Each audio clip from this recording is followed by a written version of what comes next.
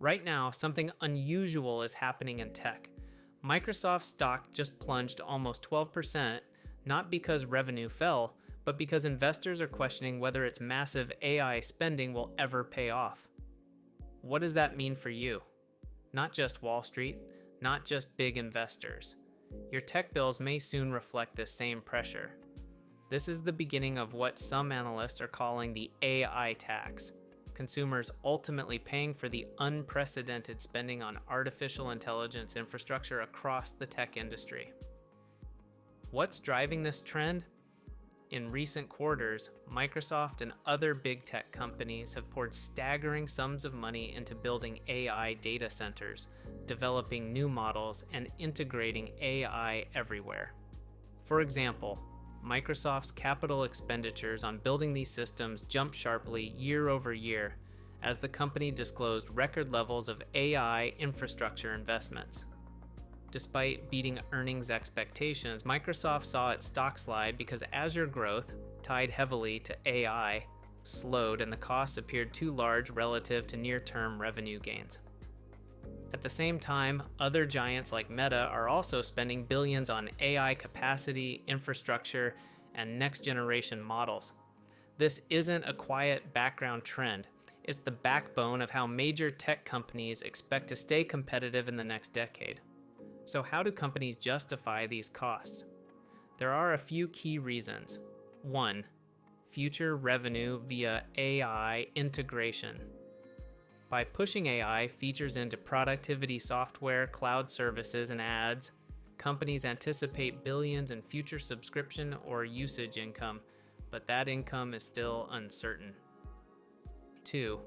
Competitive positioning. AI has become the centerpiece of marketing and product strategy, from API tools to generative systems, with companies racing to show leadership in this space.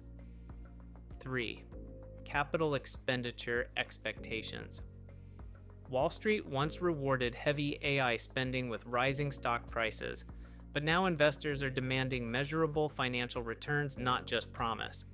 This shift in investor expectations is what triggered the recent tech stock volatility. Here's where the term AI tax starts to make sense. 1. Higher subscription prices.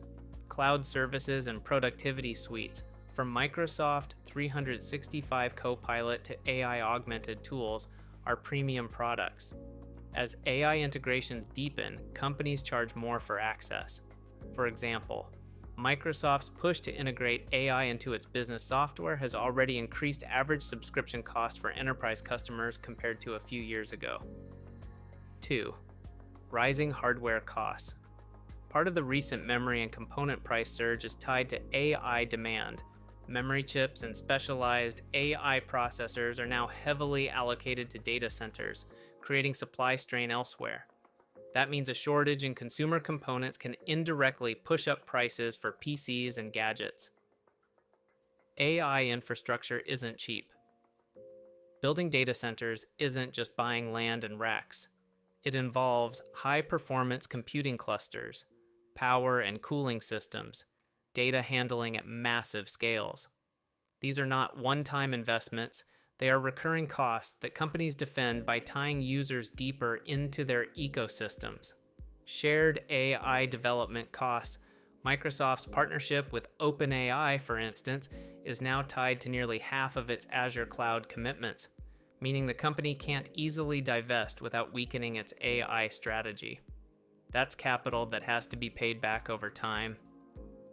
Let's break down a few ways this shows up in real life. 1. Software subscription increases. Microsoft, Adobe, and other software icons now include AI functionality only in higher tier plans. Your business subscription might include Copilot, but that's another line item in your budget. 2.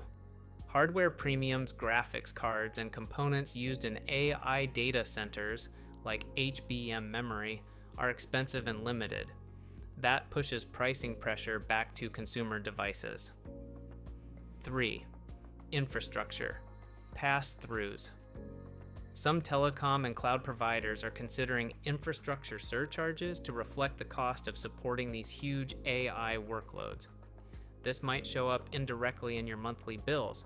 The takeaway isn't that prices will automatically double next quarter, but that AI spending is not free.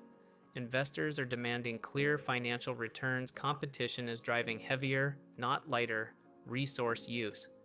Even strong revenue growth, like Meta's recent gains, hasn't negated the pressure for returns.